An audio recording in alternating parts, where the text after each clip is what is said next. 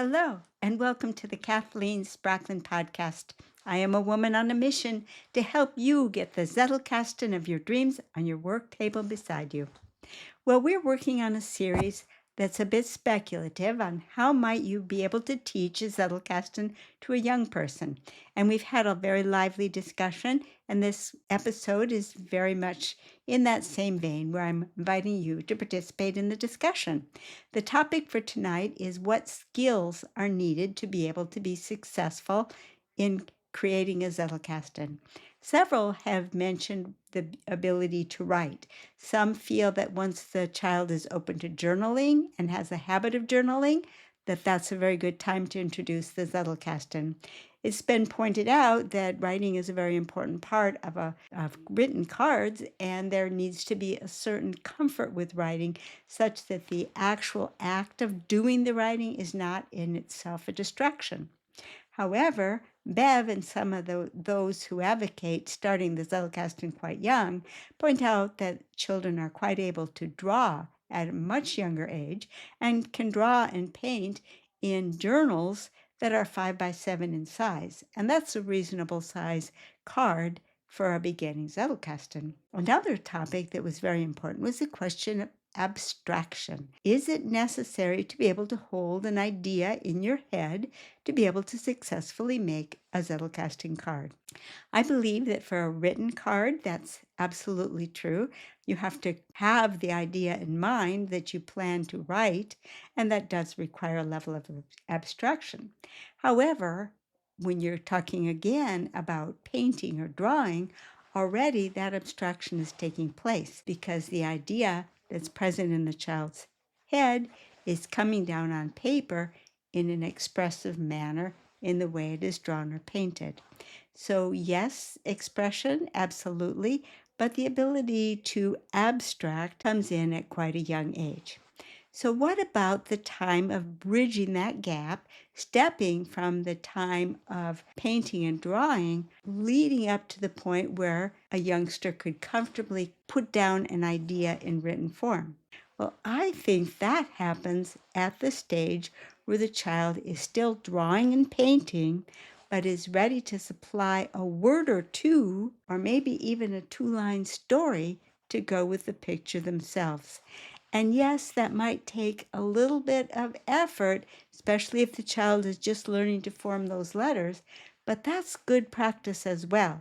And why not have the practice of what you're forming the letters to say be something that is in the child's own heart to put down? And so I think a Zettelkasten is a lovely idea for that as well. Okay, what are some other ideas in this regard? Well, if the child is going to be ready to start numbering the cards, then it becomes very important to be able to handle number sequences. Can the child feel comfortable not just counting, but understanding which numbers are larger than other numbers? And I think that happens rather quickly at the low numbers.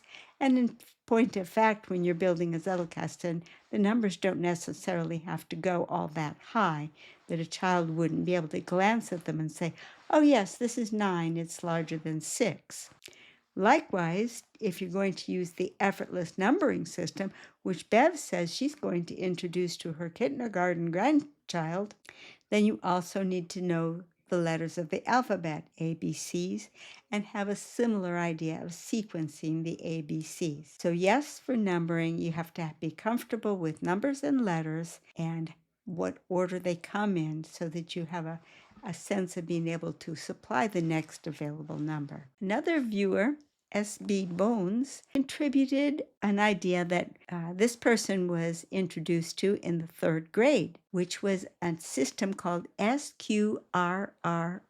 And that represented program: survey, question, read, answer, review, and rescan. Now that's quite a complex procedure to have been taught in the 3rd grade. And it's certainly true that that type of an analysis would go well with a Zettelkasten.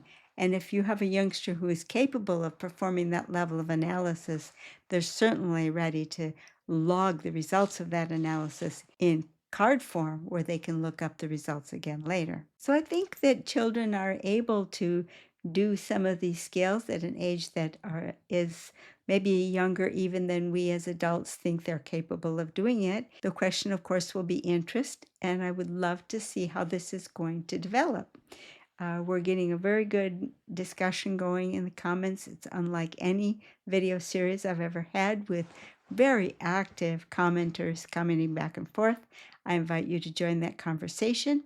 And I'm thinking also of maybe trying to organize a Zoom call. So go ahead and contact me if you think that you might be interested in joining a Zoom call to talk about what would be needed to be able to teach a Zettelkasten to a youngster. Next time, I'm going to go a little bit older in the age group.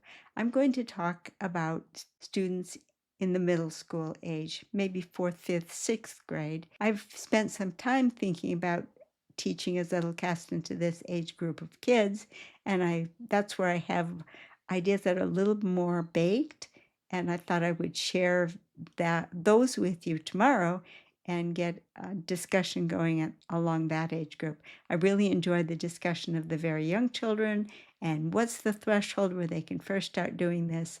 And now let's step a little bit older and talk about the middle school child. I'll launch it with the ideas that I have in mind, but I'm going to be very, very interested in your ideas as well, especially since mine are untested. See you tomorrow. Bye-bye.